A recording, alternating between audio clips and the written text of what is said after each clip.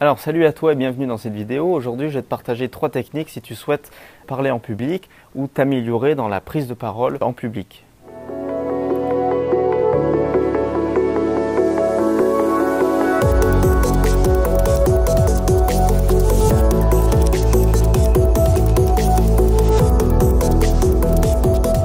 Alors l'astuce numéro 1 et pas des moindres, c'est un gros exercice sur la respiration. C'est avant tout de la gestion du stress. Quand on ne sait pas parler en public ou quand on a du mal à s'exprimer, on a souvent tendance à stresser, on a le rythme cardiaque qui augmente, on gère mal son stress. Et pour faire ça, tu as des exercices très simples de respiration qui en fait, tu vas inspirer, tu vas gonfler en fait le ventre pendant 3 secondes, tu vas bloquer pendant quelques secondes et après tu vas expirer pendant 3 secondes. Et le fait de faire ça, par exemple 1 minute ou 2 avant une prise de parole, ça va vraiment te permettre de te calmer, tu reprends sur toi, ça va te faire redescendre la pression. Ça c'est un exercice, c'est vraiment la respiration. J'utilise par exemple si moi je suis en études, si je dois faire par exemple un PowerPoint ou un oral ou quelque chose, enfin où je dois parler devant des personnes, avant je respire, je régule mon rythme et ça me permet de me poser et de me sentir moins sous pression. Et après, hop, après une fois tu te lances.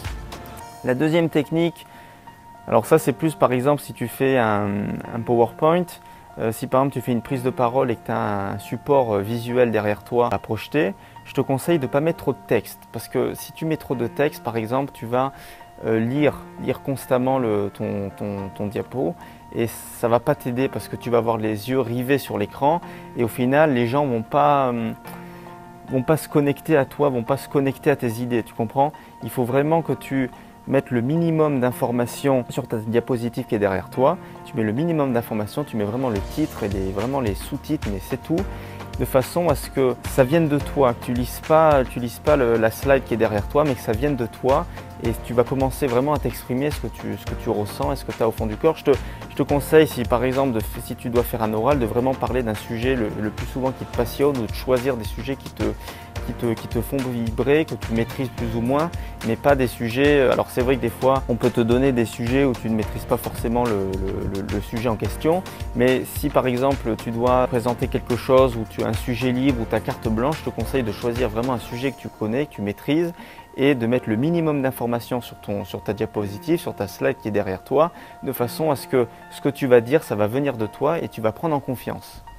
La dernière technique, la plus importante je crois, si tu souhaites t'améliorer dans la prise de parole, c'est de pratiquer.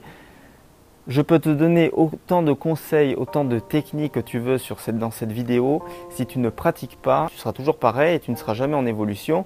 Le fait que tu vas pratiquer, tu vas apprendre de tes erreurs, tu vas t'améliorer dans ta façon de t'exprimer, tu vas t'améliorer dans la façon de communiquer tes idées, tu vas t'améliorer dans le fait de capter l'attention des personnes. Comme je te dis tout à l'heure, si par exemple tu ne fais que lire constamment la diapositive qui est derrière toi, les gens vont avoir du mal à se connecter dans ce que tu vas dire, dans tes propos. Donc il faut vraiment que ça vienne de toi, que ça vienne du cœur et que ça soit un sujet que tu maîtrises et que tu pratiques. Pratique.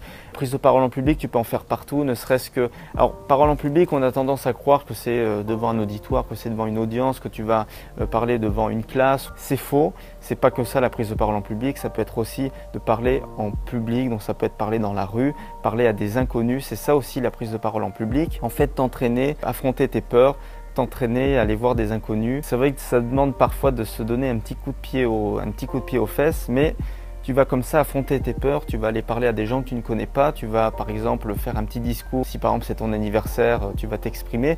Saisis, en fait, voilà, c'est ça le message que je vais essayer de te transmettre, c'est d'essayer de saisir des opportunités pour te permettre de progresser dans ce domaine, pour te permettre en fait d'évoluer, d'être en constante évolution et d'arriver à affronter ses peurs, affronter ses échecs, parce que oui, la première prise de parole que tu vas faire, elle ne sera pas parfaite, loin de là. Ça pouvait être aussi un oral de stage, quand on a fait, à l'époque, c'était l'histoire des arts au collège, mais j'étais pas du tout à l'aise, j'avais du mal j'avais tout dans la tête, mais j'avais du mal à transmettre ce que j'avais dans la tête à mon public, à mon audience, à mes jurys.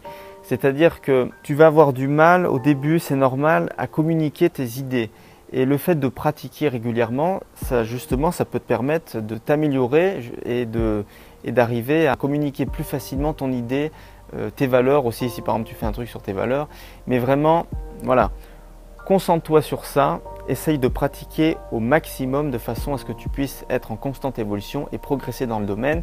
Voilà, c'était 3 techniques. La première, je te les résume rapidement, c'était des exercices de respiration, c'est-à-dire réguler, faire baisser la pression, arriver avant, par exemple, tu fais une prise de parole, tu te calmes, tu fais redescendre la pression. La deuxième technique, c'était de mettre le minimum d'informations sur les diapositives derrière toi, de façon à ce que ça vienne de toi, que c'est toi qui va expliquer vraiment, qui va développer chaque point. Et enfin, le troisième exercice, c'était vraiment de pratiquer, d'affronter ses peurs, de se dépasser. Voilà, c'est vraiment un exercice de dépassement de soi pour progresser dans ce domaine. Je te dis à bientôt, ciao!